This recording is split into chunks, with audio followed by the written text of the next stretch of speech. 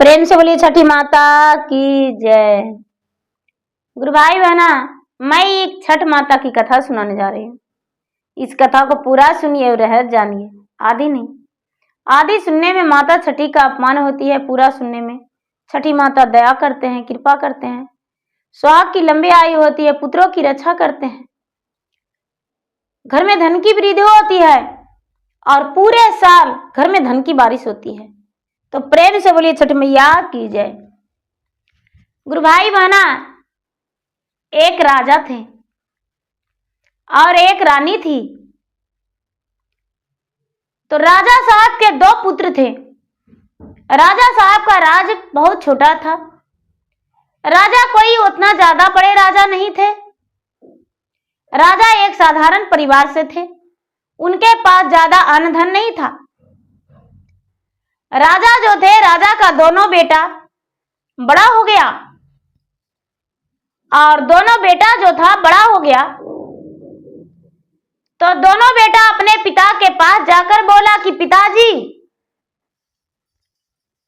आप तो राज में रह रहे हैं, घर पे रह रहे हैं, तो हम दोनों परदेश जाते हैं। राजा साहब बोले कि बेटा, जब तुम परदेश चले जाओगे तो यहां कौन देखेगा, कौन तुम्हारा घर संभालेगा। दोनों बेटा बोला पिताजी, हम जा रहे हैं, 4-6 महीने में वापस लौट जाएंगे। जब मां छठ व्रत करेगी तो हम आ जाएंगे। पिताजी, अभी तो मां के व्रत करने में बहुत दिन है, हम जा रहे हैं परदेश। दोनों बेटा भैया घर से निकल गया राजा साहब के, और घर से निकल गया, चलने लगा। चलते चलते चलते चलते चलते चलते चलते चलते बहुत दूर चला गया। जंगल के ओर रास्ता था। जंगल जाते जाते जाते जाते अब तो दीदी जंगल खत्म होने का नामे नहीं ले रहा था। जंगल खत्म होने का नामे नहीं ले रहा था। धीरे धीरे 1 दिन बीता, 2 दिन बीता, जंगले जंगल पड़ रहा था। अब भूख और प्यास से इसे रहा नहीं जा रहा था। छोटा भाई बोला, भैया अब मुझे रहा नहीं जा रहा है, अब तो लगता है कि मेरा प्राण निकल जाएगा, अब हम जी नहीं पाएंगे भैया, अब मेरा प्राण भूखा मर जाएगा। बड़ा भाई बोला कि ऐसा करो, देखो ब्रिज पे चढ़ के कोई गांव जनाता है, घर जनाता है। शाम का समय था तो देखने लगा, चढ़ के तो देखता है कि आगे चल के बहुत दूर में एक डिबरी जल रहा है। देखो थोड़ा दूर में एक डिबरी के रोशनी जना रहा है, चलो देखते हैं। धीरे धीरे धीरे धीरे उसके पास गया। जाके दोनों बच्चा जब खड़ा हुआ तो खड़ा होते ही एक बुढ़िया निकली अंदर से, और जब बुढ़िया निकली तो कहती कि अरे बेटा, कहां से आ रहा है बेटा, आओ आओ आओ आओ, आहा आओ नाती आओ, कितना दिन से हम राह देख रहे थे मेरा बेटा कि मेरा नाती कब आएगा। दोनों कहता है, अरे हम तो परदेश जा रहे हैं। अरे नहीं बेटा, तुमको माँ भेजी थी, हमको चिट्ठी लिख के बताई थी कि तुम्हारा नाती जा रहा है, अच्छे से खतिरदारी करना। अरे बेटा खाना बनाते हैं, खाना खा लो बेटा। हाय रे मेरा बाबू भूखा है। बुढ़िया जो थी दीदी, दोनों के अंदर ले गई और ले जाके खूब सुंदर से भोजन पकवान बनाई और दोनों के पेट भर के खिलाई। पेट भर के खिला के दीदी और सिकड़ लगा के जानवरों की तरह बांध दी बुढ़िया, और बांध करके और छोड़ दी। बुढ़िया जो थी रक्षिणी थी, और बोली कि देखो बेटा, जितना जल्दी तुम लोग बड़ा होगा उतने जल्दी खाएंगे। जितना जल्दी तू बड़ा हो जाएगा उतने अच्छा रहेगा।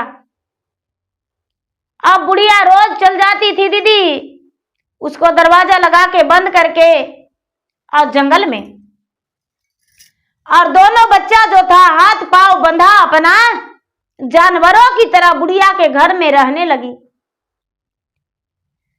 माँ वहां जो रही थी कि मेरा बेटा का 1 महीना हो गया है, अब मेरा बेटा चिट्ठी भेजेगा। मेरा बेटा का 2 महीना हो गया है, मेरा चिट्ठी भेजेगा बेटा। माँ आस लगाई बैठी थी, लेकिन बेटा कोई चिट्ठी नहीं भेजा। बेटा तो बंधक बन के रह रहा है दीदी। अब बुढ़िया चल जाती थी, दोनों भाई बतियाता था कि भैया पता नहीं मेरे साथ क्या होगा, मेरे माँ कैसे बचेगी, कैसे रहेगी। मेरे पिताजी जो हैं मुझ पे ही भरोसा करते हैं कि मेरा 2 पुत्र है, मेरा संसार में सबसे बड़ा धन है। मेरी माता जो है आने नहीं दे रही थी, लेकिन हम जबरदस्ती आए भैया। अब क्या होगा। दोनों भाई रोज रोता था, बिलपता था। दोनों भाई सूख के काटा हो रहा था। बुढ़िया रोज तराजू पे तौल के वजन करती थी कि कब तुम बेसी होता है, लेकिन रोज दोनों बच्चा घट जाता था। दोनों बच्चा दीदी घट जाता था। क्या होता है, धीरे धीरे 2 महीना 3 महीना भोजन तो बेचारा करता था खुली हाथ में, लेकिन भाग नहीं पाता था दीदी। एक एक करके खोल खोल के खिलाती थी बुढ़िया, पाँव में सिकड़ लगा दिया करती थी और हाथ से भोजन बेचारा कर लिया करता था, फिर भी हाथ में वो बेरिया लगा देती थी। बच्चा बछड़े की तरह बंध के रह रहा था। धीरे धीरे समय बीत रहा था। छठ का दिन आया तो बेचारी रानी अपने पति से कहती है कि ए जी, बाबू बोला था कि छठ में आ जाएंगे माँ, बिना बाबू का हम छठ कैसे करेंगे, हम छठ नहीं करेंगे। उनके अड़ोस पड़ोस के लोग कहने लगे कि ए रानी साहब, आपका बेटा का गए हुए 8-9 महीना हो गया है, आज तक आपको बेटा कोई चिट्ठी खत नहीं भेजा है। आप छठ कीजिए, ध्यान कीजिए, छठी माता का कृपा होगा तो आपका बेटा वापस आ जाएगा। आप काहे चिंता करते हैं, आप आराम से छठ कीजिए। रानी का दिल बैठा जा रहा था, रानी का तनिक भी मन नहीं लग रहा था दीदी। रानी जो थी बड़ी व्याकुल रहती थी। भला कोई भी माँ हो दीदी, जिसका पुत्र संकट में रहता है, भला कैसे माँ चैन से रह सकती है, कैसे खाना खा सकती है। माँ तो माँ होती है, दिल में उसे बहुत दर्द होता है दीदी। भले उसे अनजान में ही दर्द होता है, लेकिन होता है। माँ कभी चैन से नहीं रह पाती है। बच्चा के एक कानी अंगुली में भी तिनका के दर्द होता है तो माँ के सीना में दर्द उठता है, माँ के आंसू रुकता नहीं है। वो भी तो एक माँ थी। तो बेचारी राजा के कहने पर, गांव बगल वाले के कहने पर वो व्रत तो ठान ली, व्रत ठान ली दीदी। अब व्रत ठान के घर के साफ सफाई सब कुछ कर ली, नहाई खाई करके, और उसके बाद भगवान से कहती कि हे भगवान, आज हम नहाए खाए तो कर लिए हैं, लेकिन कल हम खरना कैसे करेंगे भगवान। हे छठी माता, आपका महिमा अपरंपार है, हम कैसे करेंगे खरना। मेरा बेटा जब नहीं आएगा तो हम खरना नहीं करेंगे। हमको बेटा बोला था कि छठ करेगी माँ तो हम आएंगे। गुरु भाई बहना, जब बेचारी नहाई खाई पूरा कर ली, दूसरा दिन हो गया, पंचमी का दिन, तो खरना का दिन आ गया। अब उसका आंखों के आंसू से अगना लिपा रहा है दीदी आंचल भींज रहा है, आंसू रुकने का नाम ही नहीं ले रहा है। बेचारी रोए जा रही है, रोए जा रही है। लोग उसे समझा रहे हैं कि देखिए आपका बच्चा आ जाएगा, काहे आप इतना रो रहे हैं, लेकिन बेचारी रोए जा रही है, रोए जा रही है। शाम का समय हो गया, लोग कहने लगे कि देखिए भगवान का भोग लगाइए और खरना कीजिए। बेचारी रानी दिल पे पत्थर धर के माता छठी के नाम लेके और क्या की भोजन बनाई, खीर बनाई, पुड़िया बनाई और माता छठी के भोग लगा दी दीदी। लेकिन कहती है कि अपने पुत्र के लिए क्या निकाले, कैसे निकाले, किसको खिलाएंगे, मेरा पुत्र तो है ही नहीं।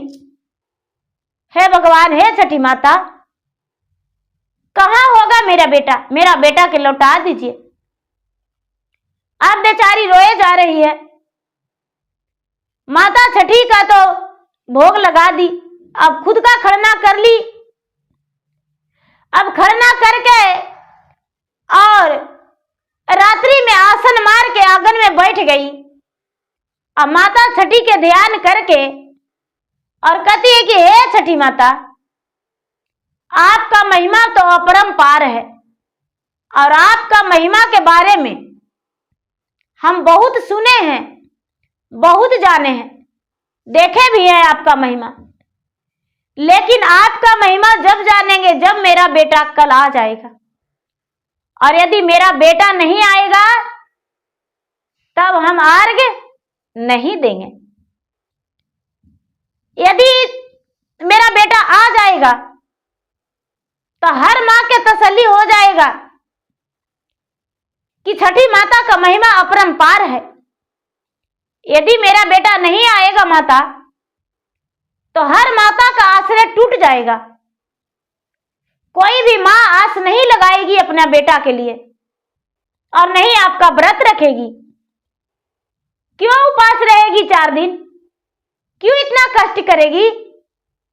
जब आपका व्रत करेगी उसका आस नहीं पूरा होगा तो व्रत करना ही व्यर्थ है। माता नहीं करेगी व्रत, और अब माता के नाम लेकर सिर पटक के और रोने लगी।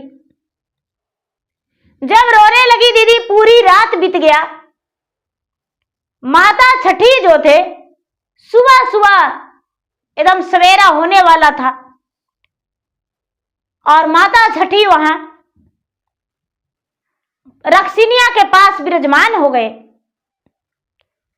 और रक्सिनिया के पास खड़ी होकर कहते हैं कि अरे बुढ़िया क्या कर रही हो? बुढ़िया बोली, अरे तू कौन हो? अरे तू पहचानी नहीं, हम तुम्हारा बहन है। बुढ़िया बोली, मेरा तो कोई बहन नहीं है, मेरा कोई बहन नहीं है। अरे हम तुम्हारा बहन है, क्यों नहीं समझ रही हो? और बड़े प्यार से माता एक स्त्री का रूप धारण करके और बुढ़िया के पास बैठ गई। बुढ़िया से बातें करने लगी। बुढ़िया जो थी बातों में उलझ गई। माता छठी उसका दोनों पांव बांध दिए और दोनों हाथ बांध दिए और दोनों बच्चा के पांव का बेरिया, हाथ का बेरिया खोल दिए। दोनों बच्चा के कहते हैं कि हे बालक, इस बुढ़िया के तेल रखा हुआ आग में गरम कर दो और बुढ़िया के आंख में डाल दो और यहां से तू भाग जाओ। बोलता है, हे माता, आप कौन हैं और हम कैसे भाग जाएं? हम कैसे चल जाएं? मुझे तो समझ में भी नहीं आ रहा है कि हम घर पहुंच पाएंगे या नहीं, क्योंकि मेरा पांव में इतना ताकत नहीं है कि हम पहुंच पाएंगे। मुझे तो इतना भयानक जंगल में भी अब डर न लगने लगा है। छठी माता कहते हैं बेटा हम जैसे कहते हैं वैसे करो। ठीक है माता। अब दोनों बालक ने क्या किया कि बुढ़िया के डब्बे का तेल निकाला और निकाल के अग्नि जला के गर्म कर दिया, खौला दिया और बुढ़िया के पकड़ के उसका आंखों में गर्म तेल डाल दिया। बुढ़िया के आंख दोनों जल गया, खत्म हो गया। बुढ़िया वहां चिल्लाने लगी, गिड़गिड़ाने लगी। माता क्या की है छठी माता, बुढ़िया का हाथ का बेड़ियां और पांव का बेड़ियां खोल दिए। दोनों बालक के अपने हाथ के हथेलिया पे बोले कि मेरे हाथों पे खड़े हो जाओ, पांव धर के। बच्चा कहता है मां मैं तो बड़ा हूं, आपके हथेलिया पे यदि पांव रखेंगे तो क्या आपके हाथ दुखेगा नहीं? कहते हैं माता कि तू तो मेरा ही पुत्र है, मेरा हाथ कैसे दर्द कर सकता है? जिस मां ने जन्म दिया है अपने बच्चे को तो भला गोद उठाने में मां को कैसा दर्द हो सकता है? और माता अपने हाथ बढ़ा दिए। माता का हाथ बहुत बड़ा हो गया। दोनों बच्चा माता के हाथ के हथेलियों पे खड़ा हो गया और बच्चा को पता ही नहीं चला कि हम कब क्षण भर में अपना घर पहुंच गए। बच्चा तो अचानक दरवाजा पे खड़ी हो गया। जब बच्चा दरवाजा पे खड़ी है तो एक दूसरे से बात करता है कि भैया जो मुझे पहुंचाए वो कहां चले गए? बेचारी मां जो थी रानी दीदी रो रो के अपना बुरा हाल कर ली थी। उसका तो आंख लाल लाल हो गया था, जैसे लग रहा था कि अब उसका सर फटने वाला है।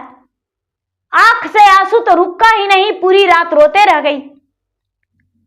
दरवाजा भी नहीं खोली थी।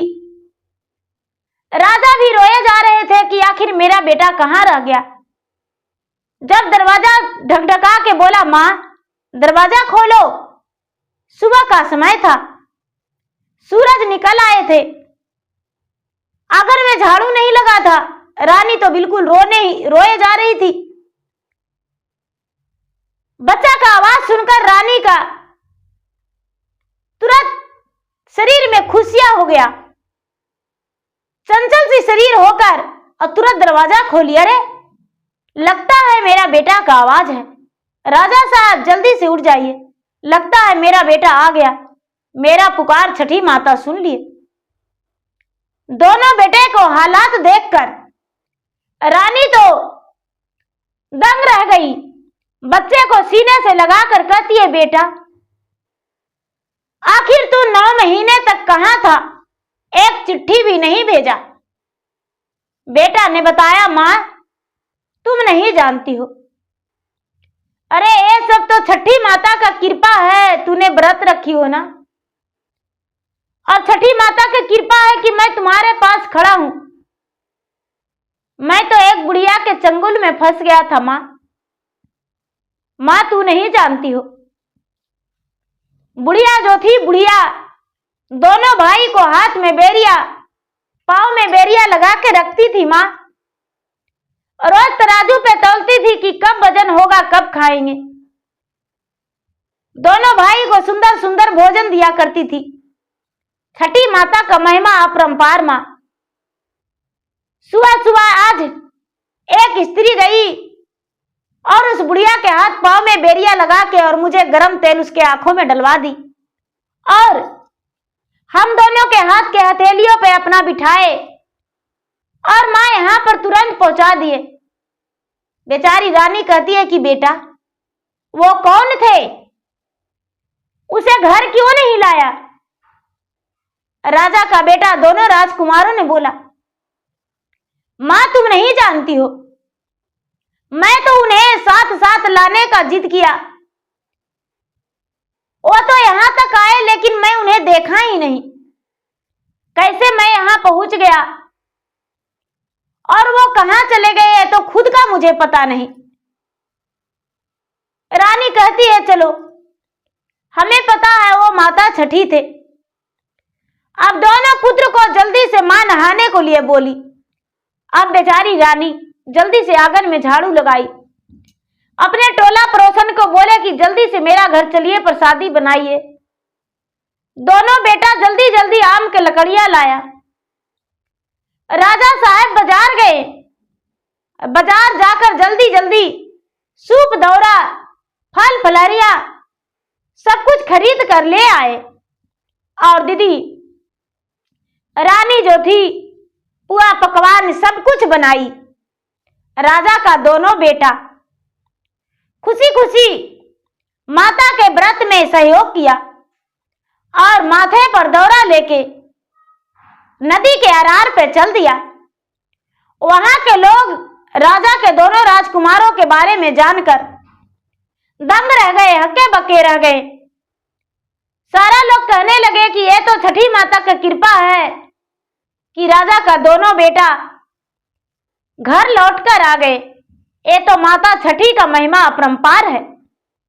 रानी ने खुशी खुशी अर्घ दी और छठी माता को अर्घ देकर छठी माता से बोली, हे छठी माता, जब तक बचेंगे, जब तक आपका व्रत करना नहीं भूलेंगे, हम भी करेंगे, अपने बहू से भी करवाएंगे, अपना बेटे से भी आपका बोझ सहवाएंगे।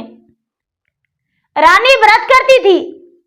दोनों बेटा दौरा घाट पे पहुंचाता था और जब दोनों बेटा का विवाहित जीवन हुआ तो दोनों का पत्नी भी व्रत करने लगी और दोनों राजकुमार दौरा घाट पर पहुंचाते थे और दोनों बहुएं व्रत करती थी। धीरे धीरे समय बीतते बीतते दोनों राजकुमार के पत्नी भी उम्र भर व्रत करते रह गई। माता छठी का अर्घ देना नहीं भूली।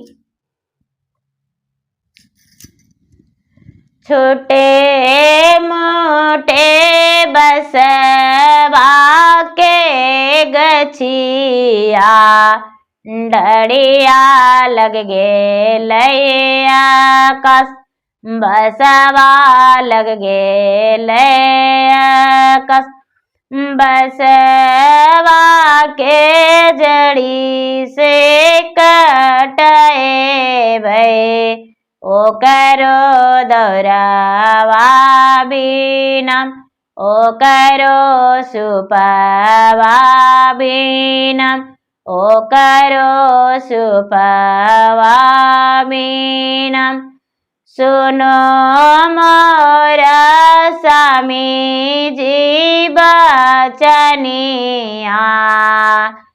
दौरावा लाए दबेसा, सुपवा लाए दबेसा, करबै छठी हे बरत, करबै छठी रे बरत, देवे सूरज के आरग, देवे आदित्य के आरग, देवे छठी मैया के आरग, देवे छठी मैया के आरग, देवे सूरज बाबा के आरग। जय छठी माता।